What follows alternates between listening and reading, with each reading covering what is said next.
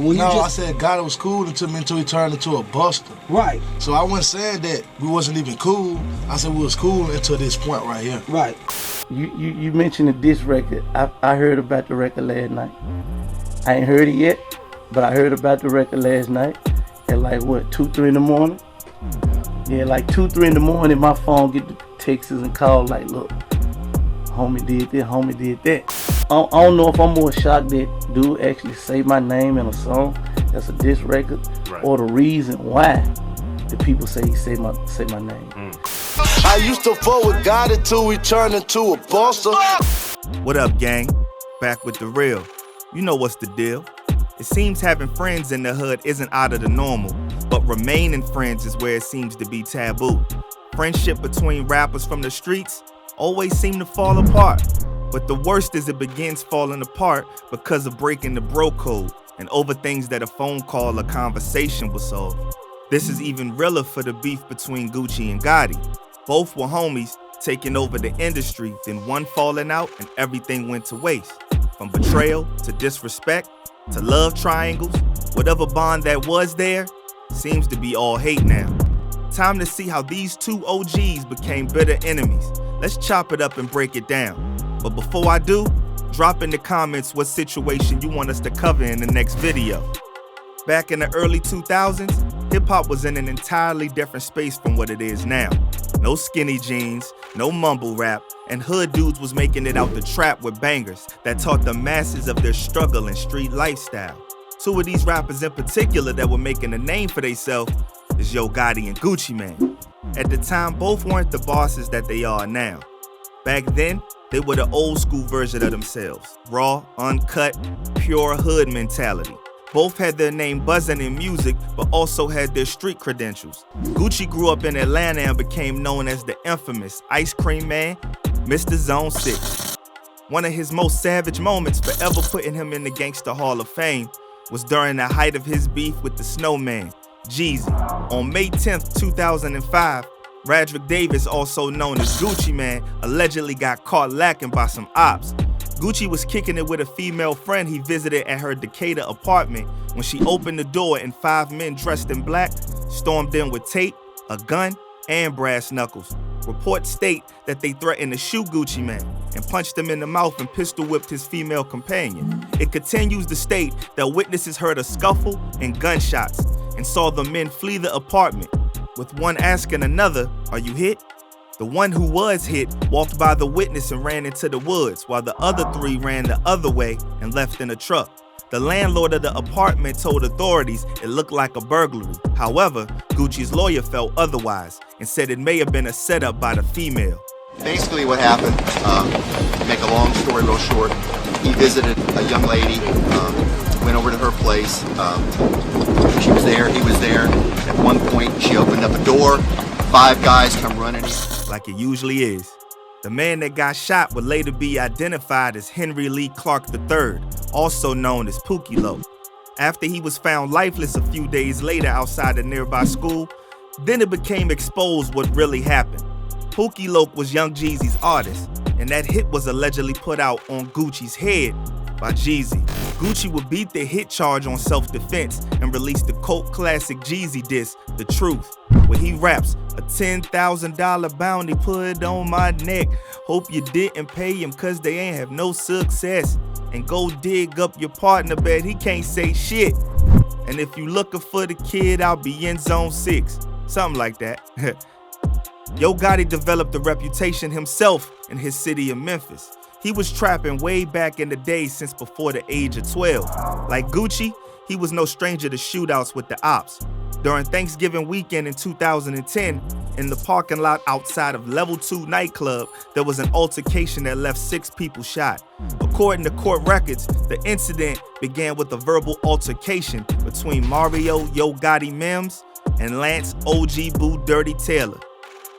Both Gotti and OG Boo Dirty were arrested for the shooting, but due to no witnesses, the charges were dropped. Before that, in another club, so it was going on more than, it's just the right people got shot where the news can get on top of it. And okay, then both you and Yo Gotti got arrested over that. They dropped the charges? Yeah, because then nobody come forward and press charges. Now either side came and press charges. No snitching really worked there, huh? So as you can see, these two been down in the streets. So I guess that's why they click so well. Gucci and Gotti would end up linking and dropping banger after banger. From Mo Money to Colors featuring Dipset member Joel Santana to Ridiculous and Bricks. The two were running up numbers in the industry. They'd go beyond just dropping singles to releasing projects like their definition of a G and G shit mixtapes. Unfortunately, the chemistry was broken before the two could even take over the industry together, sparking a beef that saw the downfall of their camaraderie as rappers and as street dudes. On October 17th, 2012, Gucci was ready to release his mixtape Trap God and take his label and career to the next level. That date was significant in all that because it represented his brand 1017. Turns out Yo Gotti was also releasing the next installment to his music series, CM7, The World Is Yours, on the same day as his homie Gucci. And that was the beginning of the end for their friendship. At first, Yo Gotti said he didn't know they would drop in the same day, but when he found out, he took it as him and his homie about to crash the industry. So Gotti claimed he was hype as hell, and he hits up Gucci about their releases but got no response. And it came down to me and homie were dropping on the same day. We didn't know. I didn't know in the beginning. I found out probably a day or so later. Right. You know what I'm saying? But once I found out, because he's supposed to be my homeboy, you know what I'm saying? I hit his phone immediately. I'm thinking like, oh man, we're gonna shut it down. Yeah, shut the internet down. You get what I'm saying? Like right, me and homie come out on the same day, it's a wrap. So I hit him. You know what I mean? I hit him to chop it up back there. I ain't getting, he ain't hit me back. He ain't answer. Thinking it's probably nothing, he tried to get in contact with Gucci again, and still no response. But still, Gotti didn't think anything about it because that's his homie. So I'm thinking like, maybe he got a different number. You know how they be. Niggas change numbers all the time. Right. So I hit Coach. I had told Coach to tell him reach out to me. He never reached out to me. I still ain't thinking nothing about it because this supposed to be my homeboy. Right. But that all changed when Yo Gotti caught on to something Gucci posted online about the situation. So he hit up Gucci's line to see what's up. Last minute, we in the layout, we heard about the tweet. When we heard about the tweet, I immediately hit his phone. Like, what's up, homie? You good? You know what I'm saying? And, we chopped it up, and long story short, from that point, I realized that homie had an issue. For whatever reason it was, his free music and my free music right. coming out the same day, you know what I mean? Matter of fact, at first, Gotti claims they chopped it up, but Gucci wasn't even on the release date issue like that. But on the fact that Gotti did a song with Ops, T.I. and Jeezy on his I Got the Sack remix. He didn't even speak about what he tweeted. He was like, oh man, you put Jeezy and Tip on the Rex remix. Jeezy tried to kill me. I'm like, what? What's that got to do with you? Yeah, I'm like. After going back and forth on the phone, Gotti assumed everything was cool and got back to the music. So anyway, we went back and forth, you know what I'm saying, about how he felt about the situation. I told him how I felt about it. But still, then I still looked at him as a partner. So after we got off the phone, I tweeted out, look cool. Gotti saw it as a moment to celebrate with two homies dropping. Gucci saw it as Gotti trying to ride his wave because the 1017 date, which was a part of him and his label brand. My main problem with him was they dropped this mixtape on 1017 and tried to like ride my wave. You know what I'm saying? Like he was an artist of mine and we get some kind of money together. So I just felt like, for an artist to drop their mixtape on 1017, you know what I'm saying? Which is my label on the day that I dropped all my label mates drop their mixtape on 1017. Why would you drop it if you ain't on 1017? And when I call you as my partner to ask you why you did, you say, oh, I didn't know you were dropping the mixtape. Now the whole world know I'm dropping this mixtape, I'm promoting this mixtape. But me and you on the top of World Star, you with a freestyle and me with a video, but you say you're unaware that this mixtape gonna come, and I got a battle that says come out 1017. Once Gotti knew that was the reason why Gucci was slighting him, out of respect, he changed his release date to 1018, the day after. I said, cool, do your thing, have your day, I'll come out tomorrow. Like, it don't matter to me, I come out at 13 o'clock in the morning. Yo Gotti gonna do what Yo Gotti gonna do, period. Right. You feel me? Like, that's my attitude. Like, I don't have no insecurities or... Gucci released on 1017 and Gotti dropped on 1018. But the rift was already caused and it was already about to get worse. Gucci went on to release a diss track towards a bunch of ops, including Jeezy and T.I. And in it, he dropped a diss to Gotti with the bar, I used to F with Gotti, till he turned into a buster. I used to fuck with God until we turned into a buster. Publicly, they expressed different feelings over the beef. Gucci saying he lost respect for Gotti, and Gotti saying he was disappointed in Gucci. So it just made me lose all respect for him instantly. Because I looked at him different. What I perceived of him is not what he playing out. Sure. You know what I'm saying? The way the Gucci I always knew. Right. You get what I'm saying? Like, I thought you was a straight up stand-up guy. Right. You know what I'm saying? Street type dude, and street dudes don't handle business like that. Looking in from the outside, I could understand where Gotti was coming from, because Gucci is his homie. So hell yeah, we're gonna drop the same day and take over. But I can also understand Gucci's side for getting upset, especially when Gotti said he didn't know his tape was dropping the same day. This your homeboy, y'all making music and all that, and Gucci was promoting the tape throughout the year too. So how you didn't know Gucci was dropping? Gotti's reason was that he only focuses on his music, and he's not the type to be on social media or following what other rappers got going on.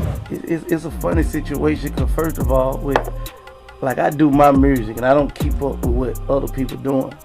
You get what I'm saying? When I'm in the studio and locked in the studio, like I ain't walking around with no laptop.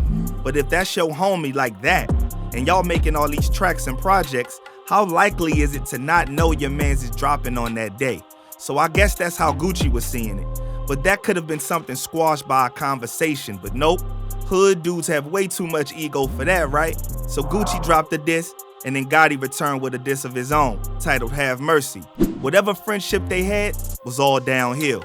But Gucci was going through it, losing his way and being too geeked up on various substances, mainly lean, something his now wife Keisha Kayor confirmed that he struggled with. The food. That's why Gucci had that big stomach back in the day, huh? Nah, that was lean. Straight up. The first 2 months, he lost like 40 pounds because he was detoxing. All that stomach was lean. It wasn't even fat. While fighting his demons, Gucci had a breakdown and came at everyone on Twitter. Nobody was safe. From Nicki Minaj to Drake to his former artist Waka Flocka. And you guessed it, right back on Yo Gotti neck. Gotti didn't feed into it, but in a later interview, he exposed something that may have been triggering to the entire beef with Gucci. Turns out before the whole mixtape release date fiasco, something happened. Gotti had allegedly smashed Keisha Kayor. Damn. How many times dudes gotta learn that crossing a dude's shorty is always gonna end in trouble? We see it every time. This played out while Gucci was in jail, which I believe would be for his 1-year jail sentence for violating his parole stipulations. Payne was handcuffed and taken to jail as after a judge revoked part of Radrick Davis's probation. Prosecutors complained that the rapper had only completed 25 hours of these 600 hours of community service. Gotti talked about the disrespect like it was just a part of the game, saying he didn't know that Gucci was loving on her like that, and that Gucci should know how the game go. I ain't know, like, you know, like you in love and all that. Yeah, I got you. Come on, man, you know how the game go. Gucci would have even more bad luck, getting arrested late 2013, facing 20 years behind bars on 2 counts of possession of a firearm by a felon, after police in Atlanta found weapons on the ice cream man in 2 separate encounters, on September 12th and 2 days later. That worked out in his favor though, because it slowed him down and gave him time to work on himself. He returned home clean to become a father and the boss of one of the hottest label rosters out. Yo Gotti on the other end also leveled up and established a successful label taking over the game as well.